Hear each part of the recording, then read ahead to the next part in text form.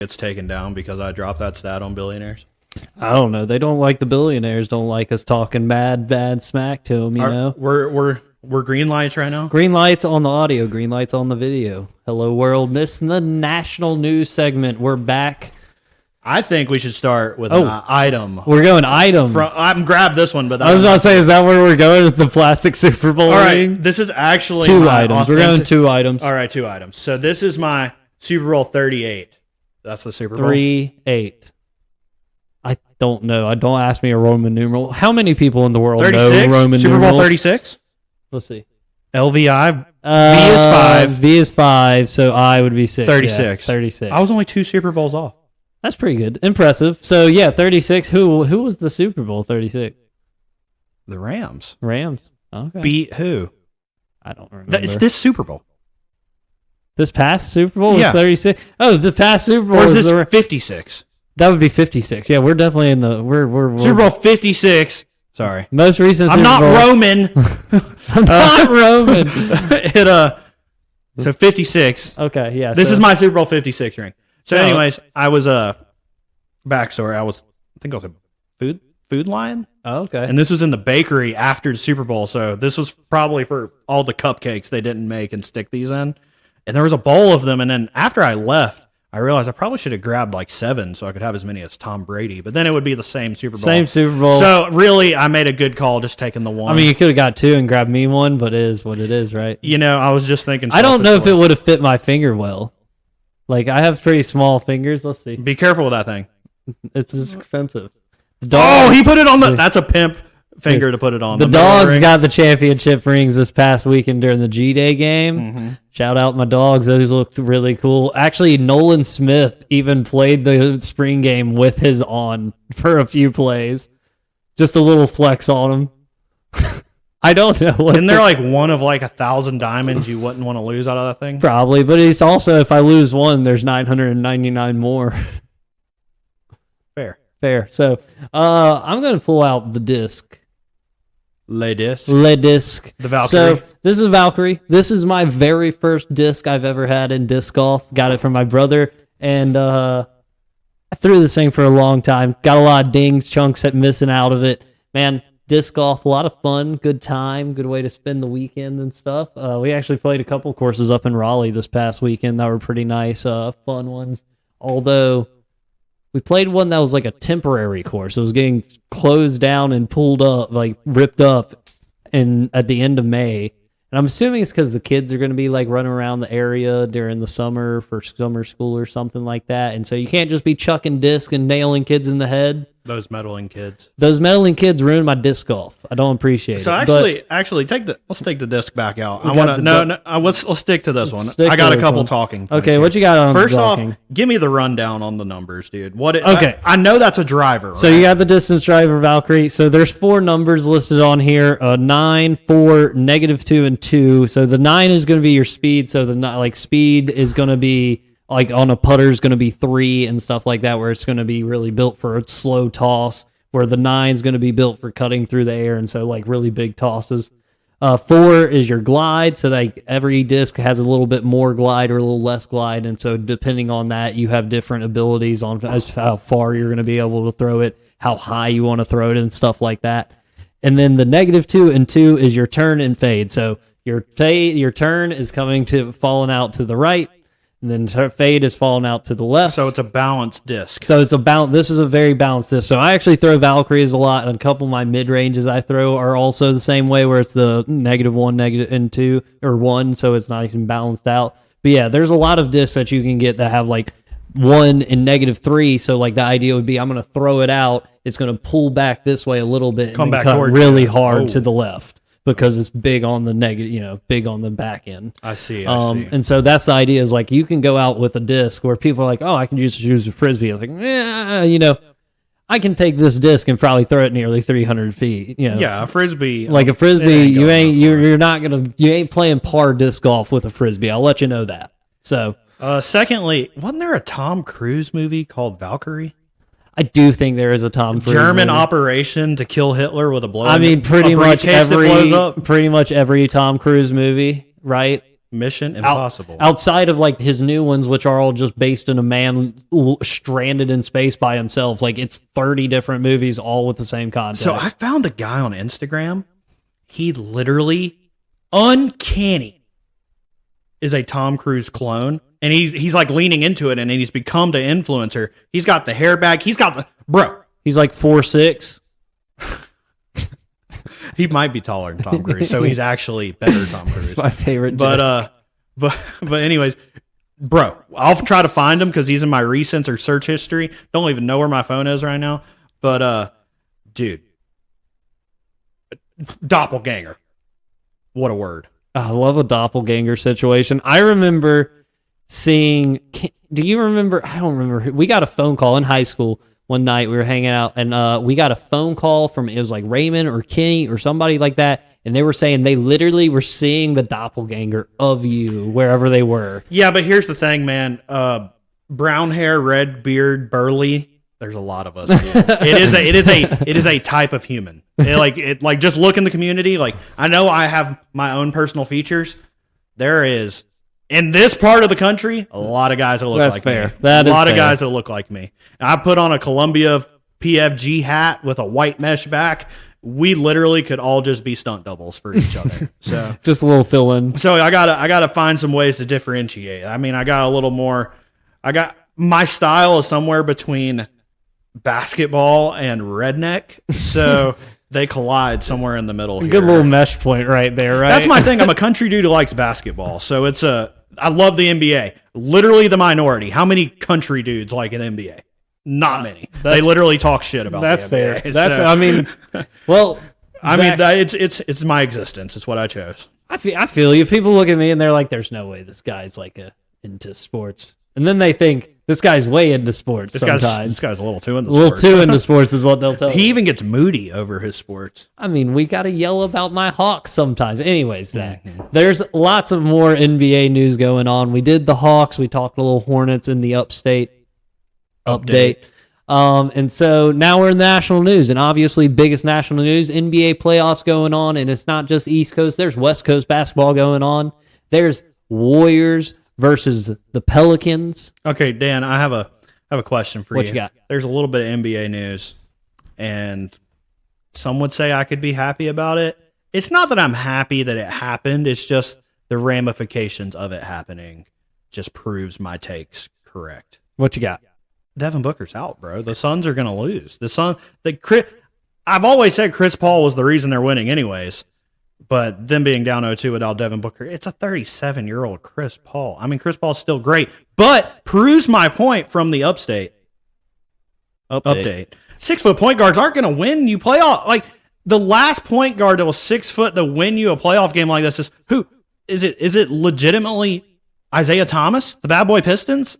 Because Steph Curry's 6'3" and he's the greatest shooter ever. I'm talking about 6-foot point guards. So that's fair. That's fair. Well, and I hate Devin Booker. And so the Phoenix Suns playing the New Orleans Pelicans. I think it's actually tied 1-1 going back to New Orleans. But New Orleans dominant, like you said. Devin Booker out after the last one. I think it's a hamstring issue. A little hammy. But you're right, man. And I still think the Suns can definitely win this series. But it can't be on the back of Chris Paul. I think you're right about that. And I don't think it's the fact that Chris Paul's 6 foot. I think it's the fact that Chris Paul's old and probably can't carry a team every single night through a playoff series. I think he can close a little better because he's got the mid-range shot. Absolutely. But at the same time, without Devin Booker spacing the floor, Chris Paul having to drive to a basket when he's double teamed in a game, he's probably going to get blocked. I just think you got to run it hard through DeAndre Ayton. Like, Ayton's got to be your He's star. not that guy. I think he's that guy. You're not that guy, pal. You're not that guy, pal. You're not that guy, You're pal. going to not. You're He's not the that third guy, or fourth pal. best player on his team. I think that's because they don't allow him to be one of the best players on the it's team. because He's he so has good. a generational talent at point guard. He's got Devin Booker, who, no matter how much shit I talk, he's a 20 He's a plus. bucket. He gets buckets. Yeah, but it's easy to get buckets when you're a ball hog. But anyways, he gets 20 plus points a game. He's a good scorer. But DeAndre Ayton, we could he's very influential, but we could talk about Mikal Bridges. I mean, dude's putting his name in the hat for Depoy, Defensive Player of the Year. I kind of like Depoy. Although Marcus Smart did win the Depoy. So, but That's just Celtics media bias. Yeah, we'll talk Celtics media bias. But yes, I'm with you. I think DeAndre. I think Mikal Bridges like is great, but I think wish the Hornets had him. I think if you're going to win this series, like if you're going to go out there against, because who's the Pelicans got in the post to really like compete against Ayton right now? So like Jackson Hayes. I mean, Brandon Ingram, 6'10".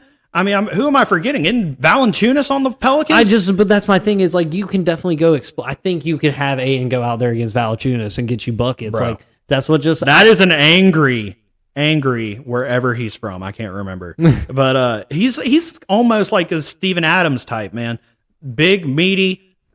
I should know where Jonas is from. That's gonna get me. I'll remember it later. I drafted him his rookie year to my fantasy basketball team. But anyways, and this is all without Zion. So it's all without. So you are taking the Pelicans to win the series at this point? Do you I'm think hoping the Pelicans win. I think the Suns should win. I still think it's the Suns. I think it's the Suns, and Pelicans maybe it's a good, 7-game series, but I think it's the Suns either way.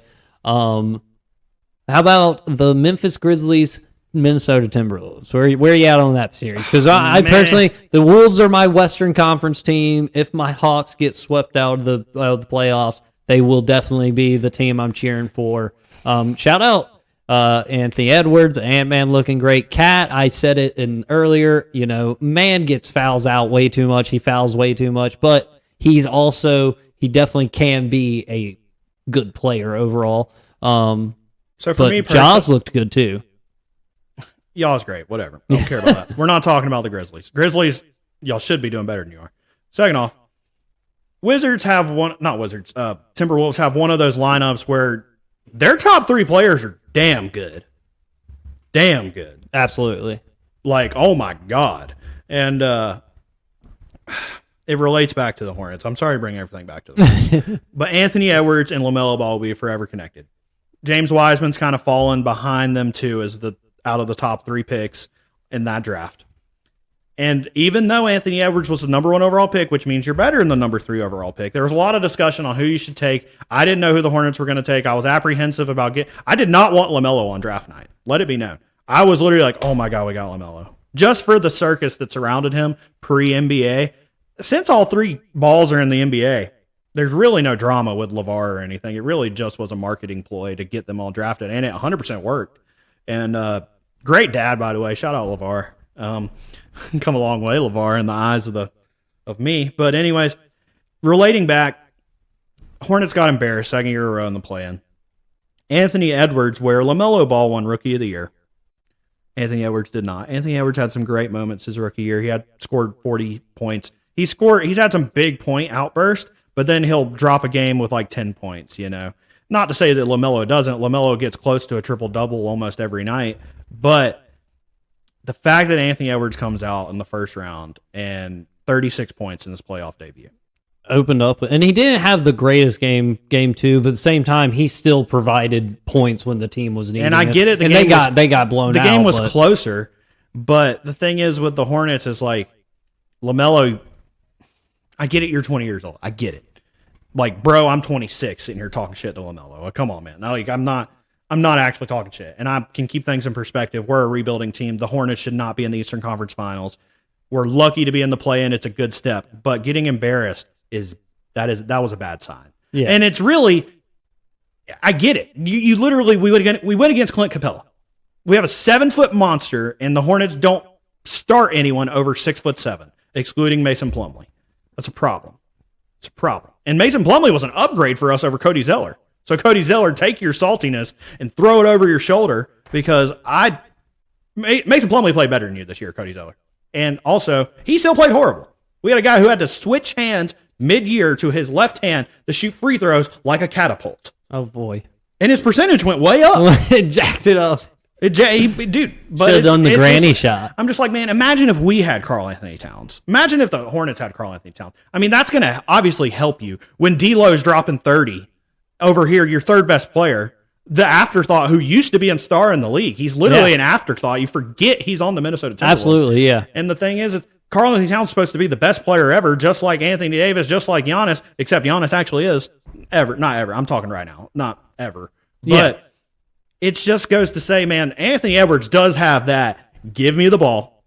Nobody out here is better than me. I'm good at everything. Supreme confidence. Well, it's Lamelo's got confidence, but if he's not making step back 3-pointer fadeaways, his stat line's really not that good because his go-to move is a floater from the free throw line, and that's not an efficient shot in today's day and age. Taking 2-pointers is not how the NBA works. I mean, and he doesn't finish at the rim. And this is all to compliment the Timberwolves because Anthony Edwards is that guy. Oh, yeah. Well, I said you're not that guy, pal, earlier. Anthony Edwards is that guy, and he's not like a primary ball handler all the time. He can be if needed. He can be at the end of the game, but like he doesn't have to be, and so that's a beauty of him. It's sort of the same premise as like Steph. Steph is definitely a primary ball handler. But you got Clay over here. You got Clay. You have other people who can do it. But like also, Steph is probably one of the best players out in the NBA at giving the ball up here, appearing over here wide open and nailing the three-pointer. Well, he runs the whole. He never stops moving. He's a madman. So, like, that's my thing. It's same with Trey. Speaking of the doppelgangers, we saw Steph Curry.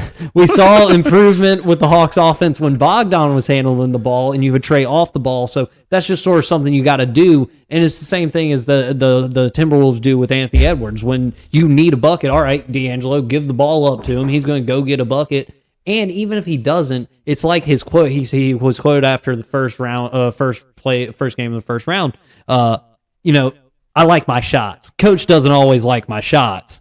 I like my shots. If they go in, doesn't matter. So that's my thing. Even if they don't go in, Anthony Edwards is taking that shot going, that was a good shot, bro. I thought it was great. Every shot's a good shot. So it's me shooting. Exactly. So that's like you said, supreme confidence out of Anthony Edwards. Very impressive. Man, it just stings a little more because I know my team got embarrassed. I know I'm expecting. I'm not expecting. I knew we were going to lose that game, but it's just a little sting because LaMelo is our glimpse of hope.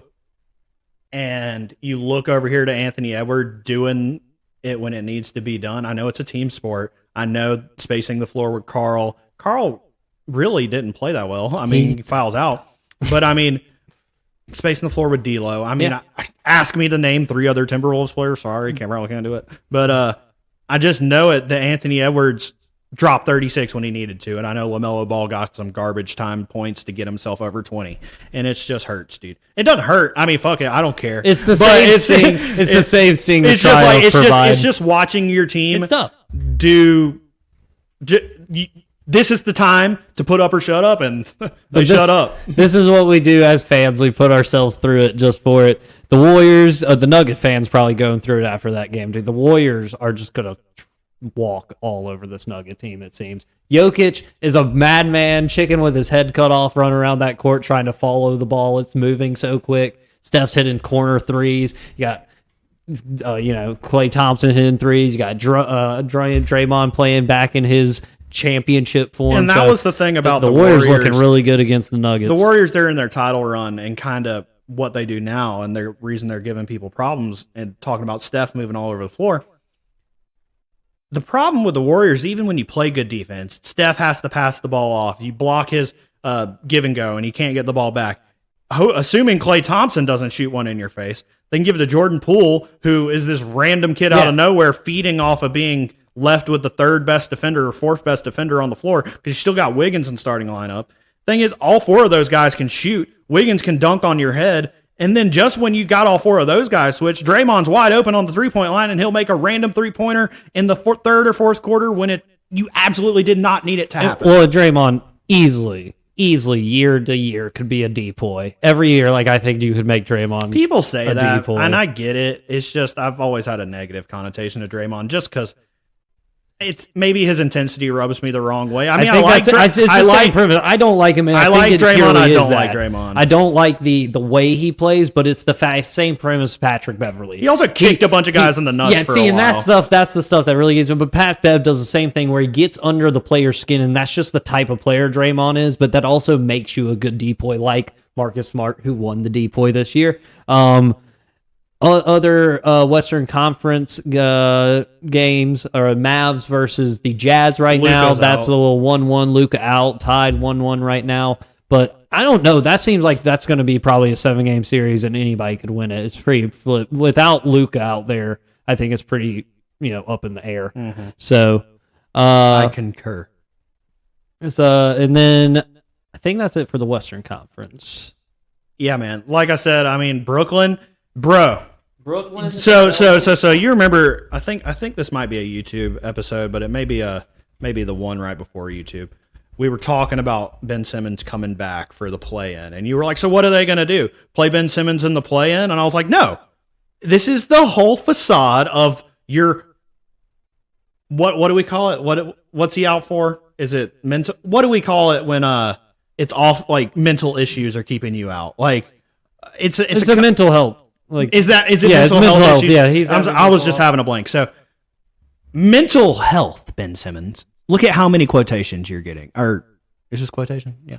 Air quotes. Air quotes. So because I feel like I hate to reference myself back and be like I was right, but literally it's like what was going to happen? Is he going to play the playoffs? Like no, he's going to miss the play-in. They're going to slowly bring him back, and they're going to act like they have to rehab him back in, and then bam, poof, he's good all of a sudden in the playoffs. What is it? Game 3 of the playoffs, and what's going to happen? Ben Simmons is playing because the whole time he never had mental health issues. He just felt embarrassed because he sucked in the playoffs, and Philly fans made fun of him because they're not as hardcore as other fans in the world, or fans from Australia are about basketball probably.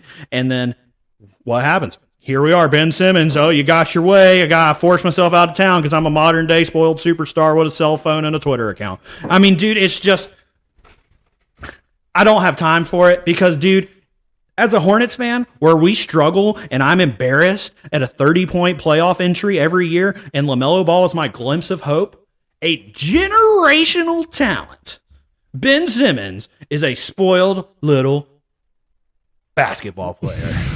I thought you were going brat.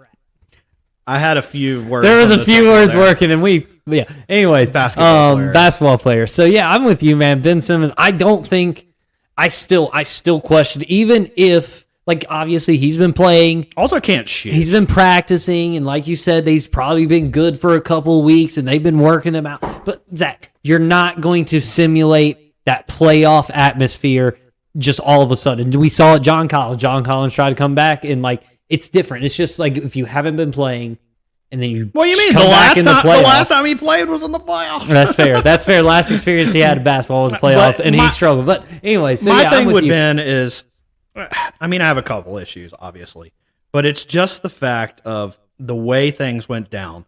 I have mental health issues. No, you don't. There's people with real mental health issues. You're literally just intentionally making your team trade you by not cooperating. And then you fake a back injury a couple weeks ago to be out again, which your back wasn't hurt, dude. You're literally not doing anything. And then now you're brought back all of a sudden like, oh, he's made rapid progress and he's ready to go all of a sudden. No mother effer. No. I'm just tired of it, dude, because the fans are so invested, dude. And all you got to do is shoot hoops. The most fun thing to do in the world. Shoot hoops. And you suck at shooting hoops, by the way. Well, I mean, yeah, I'm with Maybe you. You need to switch left hand, pull a Plumlee. I think Ben Simmons. And like, I don't know, man. I just think he thinks he's a point guard. Dude. Just play power forward. I think it's very questionable. I think you're just going to bring him back in. It's going to be all ho hum, especially when you're down 2-0. It's like if you're like tied 1-1, like you have to, if you are the Nets, you have to win the next game. Period. They're going to win the next game, and they? Are they? Game 1. Well, I need to fact check myself. Ben Simmons may be coming back for game 4. That's fine. But if the you thing lose is, the next but the thing game, is, when he comes back, it's the same thing for Anthony Edwards. It's the same thing for these teams with 3 good players. He spaces the floor, and you can't double team Kyrie and Kevin Durant with Ben Simmons over there because all they got to do is pass, and hopefully he does the layup or dunk and doesn't, pass it around again. So my thing though, and like this is sort of with the Celtics and like the series at this point. The Nets, game 1, you had Kyrie and Kevin Durant combined for, I think it was like 50-something points, 60-something points. They lose at the buzzer. And like it was... Kyrie can't play defense on a 6'7". Definitely huge issue as far as defensive, just like we've seen all year with the Nets. Next game, it's not... like it's a straight blowout. And it's because Kyrie and Kevin Durant together in the second half go 2 for 17. So like really, is it really all that great when you get... Ben Simmons in there to go what? But the 1 thing for is, 3 for you? Great. It's not about what Ben Simmons. It's not about his box score. Body, his It's ability. not about his box score. I don't want Ben Simmons to come in and expect him to give me 30, 10, and 10. No, I expect Ben Simmons to stand over there or maybe dribble the ball while Kyrie and Kevin Durant are now running. You can't double team both of them with Ben Simmons on the floor. With just them two on the floor and Nick Claxton and is even Joe Harris, does he even play anymore? And then whoever sub in the third guy, Nick Richards, who's the Greenville guy? Played for Georgia, 7 foot. That was Claxton. Nick Claxton, sorry. Yeah, Claxton. I said Nick Richards, whatever. But anyways, you can't double team both of them because Ben Simmons will eat you at the rim. He's 6'10". The dude is like Magic Johnson, but taller and more athletic, except he can't shoot. And I'm just going to let you know. What have you done for me lately? The man was scared of a rim. But the thing is, even if he's scared of the rim, if you pass it to him, he drives to the rim, he's going to kick it back out to Kyrie, who maybe has one guy on him. One guy cannot cover Kyrie. That's fair. End of story. One guy cannot cover Kevin Durant unless it's Jason Tatum blocking a shot. I'm intrigued to see what happens with that because I think that this Celtics team has put themselves in a position pretty much to. I say all of that. I say all of that to say the Celtics team has proven they're the best defensive team in basketball. They're probably. I think the Heat may be one of the best teams in defensively. They're fantastic at defense. I hate to say it. My Hawks are fine. We're going to get back into it. Come a long way Anyways, since the update. Update was very depressing for me. We're trying to get on the positive side of things. But anyways, Sixers versus the... James Harden averaging 14 a game, and the Sixers are up 3-0. 3-0, looking on really the Raptors. Good over the Raptors. Joel Embiid got his revenge game from the Kawhi Leonard sunk shot in Toronto. Kawhi's not on the team. Doesn't matter. Well, you know. He hit the big three-pointer last night, buzzer beater to get the win. It was impressive too. Maxey, the fact, dude, Maxey's so good. But the fact that Joel Embiid hit a game-winning three, I'm like, okay, Joel's game has progressed to the point of being. What do you mean? Just offensively he's been dominant. Splashing threes for years. He's been splashing threes for years, but like to hit it. That pressure, he was like, "Give me the ball. I'm gonna bucket this three real quick. We're gonna leave. We're not leaving Toronto, but we're leaving. Bro, it's a Hornets fan. I've seen Joel Embiid break my heart at the end of a game with his jump shot. It's never under the rim. It's him literally posting some guy up, turn around faders. He's 7'1". He's releasing the ball from 7'6". Literally Dirk status, but he's mixed with Olajuwon. What are you gonna do? What are you gonna do? Although they still play the most boring brand of basketball, is just get me to the line. Free throw. James Harden scored a lot of buckets that way. You know, it's effective, but it's boring. Zach, of course, you saved the best for last. No, not really. We all keep forgetting that the reigning champs Bucks are also in the playoffs. Middleton's out.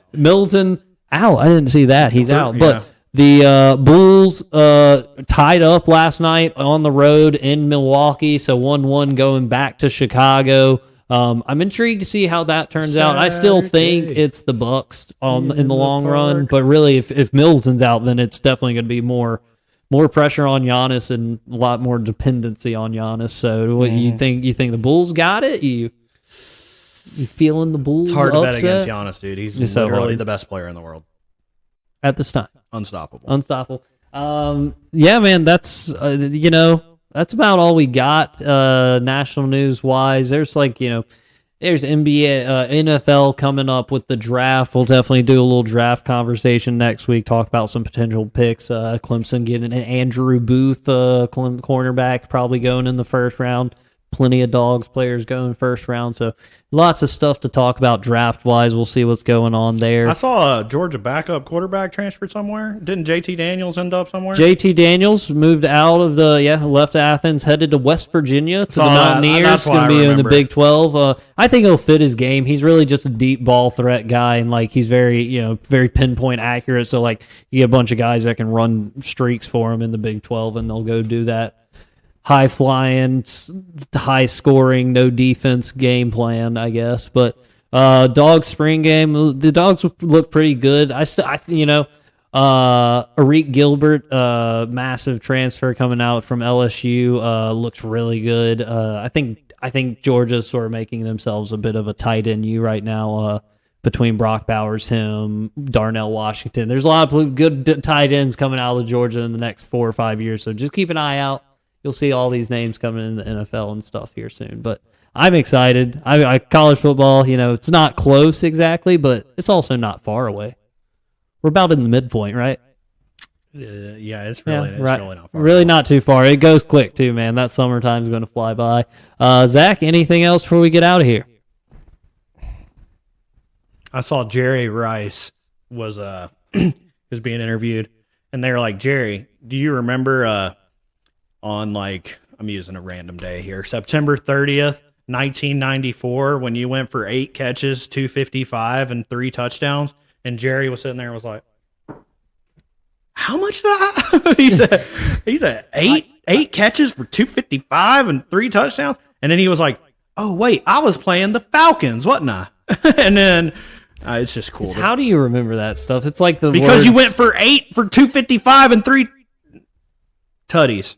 I was gonna say titties. Oh, I still said titties. Oh, it's like the Rams coach being able to like literally remember any play from. Honestly, any year shout of out football. Andy, dude. Andy blows my mind with his ability to recollect where. I mean, maybe it's because my adult life, I've been doing a little pre-gaming, tailgating. But Andy, dude, he can spit out moments like crazy where I maybe remember a vague moment from a game. I can't tell you the final score. I can't tell you the date it was. I can't tell you the year it was. I think old people do this a lot. They're like, it was 1946 and I had been doing this for 5 years. And I'm like, okay, you've just had enough time to think about this to where you've done the math and told this story so many times. Because I feel like as a 26-year-old, I'm not pinpointing years at this point. Maybe later in life I'll look back and pinpoint years. But currently, Andy Ingles can he can tell you a sporting event, what happened. Dude, Andy impresses me also with the ability to remember player names. Because, like, that's one of those things where, like, you know, unless you're, like, keeping yourself refreshed on it somewhat consistently. I mean, you just went hard on Georgia. They can definitely fall out of your mind. But those are players who are playing now. It's like, sometimes it's hard to pull those ones that are, like, a couple years back or even, like, 05, 06, stuff like that. And, like, it always hits me when you're sitting there watching a game and they'll Hit be me with like, an 06 Georgia player. 06 Georgia player. That's Matthew Stafford, baby. No, that's easy. Charlie Ayers. But yeah, it's like when you think back, it's like they're talking about Matthew Stafford in the Super Bowl game or whatever, and they're talking about his years in Georgia. I'm like, God, dude, that was so long ago, but really in reality, not that long ago. But like it feels like ages ago to me. It's weird. Very strange to me to sit there and like recollect. LeBron started in 03 in the NBA. See, that's crazy to think about. It seems like, and strange to me, it seems like LeBron would have been in there sooner. Just like for some reason. As long as I've been watching basketball, well, he's not really. Present. I don't know if I remember LeBron in high school. I definitely remember his rookie year. So maybe I wasn't like old enough to be into like high school hype yet, like Slam magazine and stuff. I wasn't into that. But I mean, like I've said before, 100% remember watching MJ on the Wizards and like. See, I remember, I somewhat distinctly remember like the Cavs with him, and like it was probably after like the second year when about the time he left for Miami. I felt like I remember that was when I started to get into some a little bit. It's funny. On YouTube, I have a TV that I just let ride, and for about a week, it was just playing like great basketball games from the past, and it was playing LeBron's Cavs games, and I vividly remember, dude, Zadronis Ilgauskas, I was watching like a 07 Mo or Williams, 06 what a name. Cavs game. That is a name. And I remember this whole team. It was Zadronis at center, Anderson Varejao at the 4, LeBron, Mo Williams, and Delonte West. That's your starting 5. Coming off the bench, you had like Ricky Davis and some other cats that are just no names nowadays. But see, it's like pulling those names. People who pull those names. Grainy out. LeBron doing grainy LeBron side tomahawk dunks like every other possession. What a time! Well, and I remember LeBron's like first Laker year. I still was living with my old roommates, and I was literally like, guys, y'all need to watch this and appreciate it because this is like some of the last best LeBron you'll ever see. I mean, he had his best scoring year ever last year, besides his scoring title year. But it's just like, man, whew. Yeah. 20 years of this. 20 years. It's been nonstop. LeBron worked his way into the national news, and he's not even in the playoffs. LeBron started with baggy clothing, went to fitted clothing, baggies in style again. I miss the baggy style, man. I like they need baggy. to get back in the NBA. Bring back the baggy unis, please. Mm-hmm.